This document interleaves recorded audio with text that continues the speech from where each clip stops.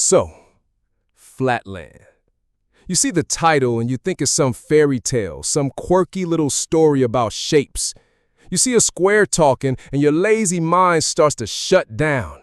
You think it's just a geometry lesson. You're wrong. You're so goddamn wrong, it's pathetic. This book is a motherfucking wake-up call. It's a manual for breaking out of your self-imposed prison and understanding the limits of your own reality. The main character, a square. He lives in a two-dimensional world. All he knows is length and width. Everything is a line. Every person, every object, every goddamn thought is restricted to a plane. He lives his life in his little box, and he's comfortable there. He's got his rules, his routines, his social hierarchies. He's a respected citizen, and he thinks he has it all figured out. He believes he has a complete understanding of the universe. That's the ultimate comfort zone. Thinking you already know everything. Thinking you've hit your ceiling. But then, he has a dream. He dreams of a world called Lineland, a world of one dimension. He tries to explain to the king of Lineland what a square is. He tries to explain up and down, but the king can't comprehend it. He's stuck in his one-dimensional mindset, and he thinks the square is crazy. That's the first lesson right there. The moment you start trying to grow, to change, to see a bigger picture, the people around you will call you a goddamn lunatic. They would tell you it's impossible because their minds are too small to comprehend your vision.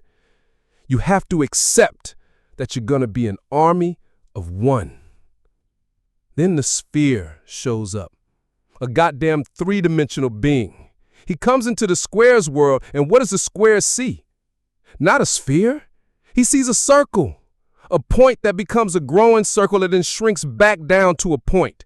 He can't comprehend that there's a third dimension, that there's depth. He can't see the sphere's true form because his mind has been trained to only see in two dimensions. The sphere tries to explain it. He tries to pull the square out of his world to show him a new reality, but the square resists. He can't process it. His brain, his comfort, his entire reality is fighting against this new truth. That's the struggle. That's the battlefield. Your own mind. Your own stubborn, unseeing mind that has built walls and barriers around what you believe is possible. The sphere isn't magic. He's a goddamn drill sergeant, forcing the square to confront the limits of his own perception. He's a mirror, showing you all the things you refuse to see about yourself in the world. The sphere is the pain that pushes you beyond your limits. The sphere tells the square, you can't even imagine what you can't imagine. And the square tries to, but he keeps failing. The sphere then grabs him and pulls him into Spaceland. He forces him out of his little two-dimensional box. The square finally sees. He sees his own world from above. He sees houses and people and shapes all in their full glory, not just his lines. He sees the depth. He sees the third dimension, and it blows his goddamn mind. He realizes how limited his previous existence was. He realizes that everything he thought he knew was just a small, flat piece of a much larger, more complex truth. Then he goes back to Flatland. And what does he do? He tries to tell everyone what he saw. He tries to explain a three-dimensional world to two-dimensional minds. And they call him crazy. They call him a heretic. They lock him up in prison. They want to keep the world the way it is because it's safe, it's predictable. They don't want to suffer the mental agony of questioning everything they've ever believed. So they punish him for his vision, for his knowledge, for his willingness to step into the unknown. This book isn't about some goddamn destiny.